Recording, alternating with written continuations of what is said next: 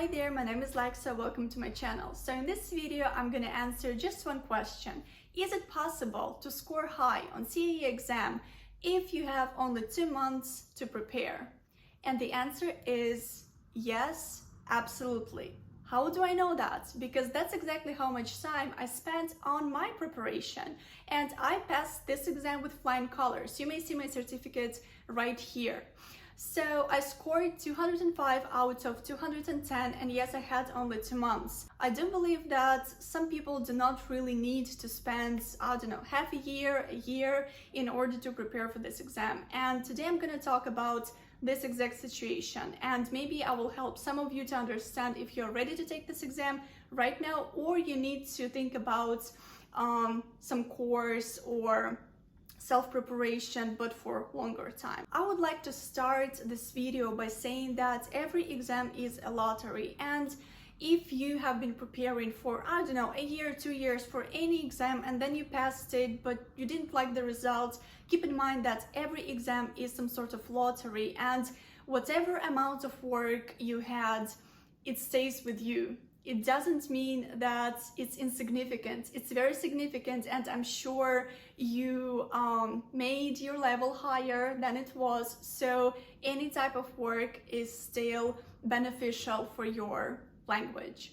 So when we understand that every exam is some sort of lottery, it's easier for us to understand that there is particular vocabulary and grammar that we need to learn, and if we already know it, that's great. If we do not, we need to take time and enlarge our vocabulary or get to understand and practice these complicated grammar units that we didn't know before.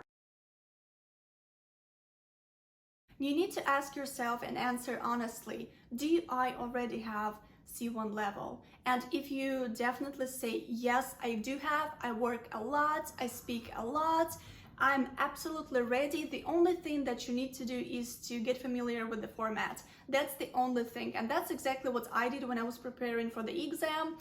I did revise some grammar stuff, but it wasn't like super studying time when I was like seeing some information that I've never seen before. No, it was just some small details like inversion that I do not really use in my speech, that I needed to revise and practice a little bit, but mostly the majority of my time I spent on practicing the format of the exam and setting timing.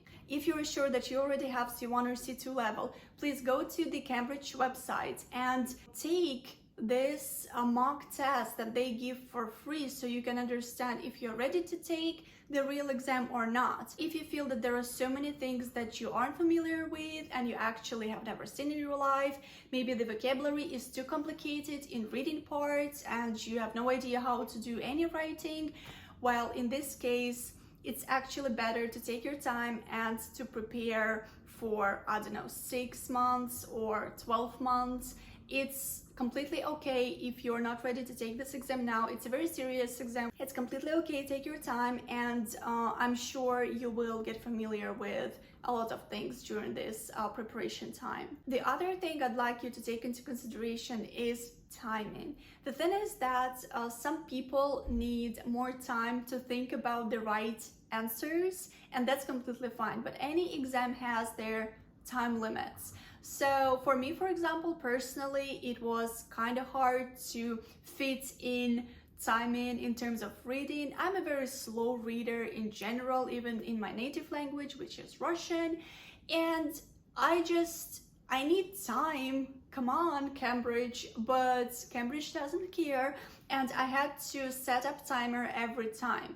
So I recommend you to do the same thing and set a timer every time you're dealing with any tasks. And for me, again, it was reading. For you, it may be anything else. The other aspect that I find very, very important is being consistent about how much time you spend on every part of the exam. For example, if you are pretty sure that your listening is great, that's amazing, but take your time and still do all exercises so your preparation is full. I've heard so many stories when people were sure that they would pass, for example, use of English at a high score because they just know a lot of grammar and they know a lot of collocations, so they were like well, I don't care about it. But on the exam, that's what they scored the least for, because they didn't put enough time in practicing the format. Again, the format is the key. So in these 2 months, I would recommend to fully dedicate yourself to the exam format, exercises, and maybe revising some grammar and vocabulary. The last thing I'd like to mention is that you need to be ready to Google a lot of things, to check a lot of examples, especially in terms of writing and speaking. If you have a person who is eager to help you and who you can practice your speaking with, please do that. I had a friend who helped me. At that time, she had already passed this exam some years ago, and she was telling me some useful vocabulary and things that I may use.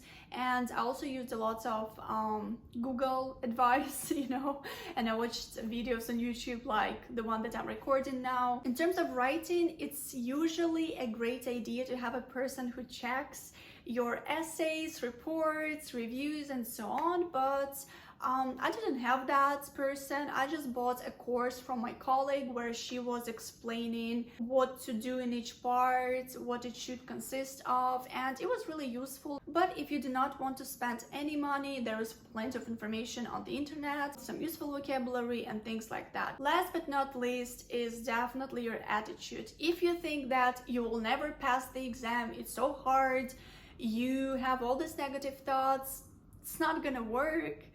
I just promise it's not gonna work. And if you have amazing attitude, you think that you will pass, you will prove them wrong, you will be amazing, trust me, you're gonna be amazing. In conclusion, what do we need to be able to take CA exam in 2 months? First things first, your level of English. If it's already C1 or C2, great. It's your time. 2 months, I think it's enough. The second one, timing. Please be sure that you manage your time properly and you set limits. And 3, have a positive attitude, whatever happens. On the exam, I had a really weird situation in terms of speaking parts. If you're interested, I can record another video where I will tell you this amazing story that I had. And on the exam, I had speaking first and then the main part of the exam. So I was a little bit down, you know, but then it worked out fine. Let me know if you have any questions and I will try to answer them all. And please, if you've already taken this exam or if you're planning to take this exam, write about this in comments and maybe you will find some support here. Maybe some people will benefit from your story of taking this exam. So yeah, let's do that. Thank you for watching this video. I hope it was useful for you, and let me know in comments which videos you will want to see on my channel in the future. Bye bye.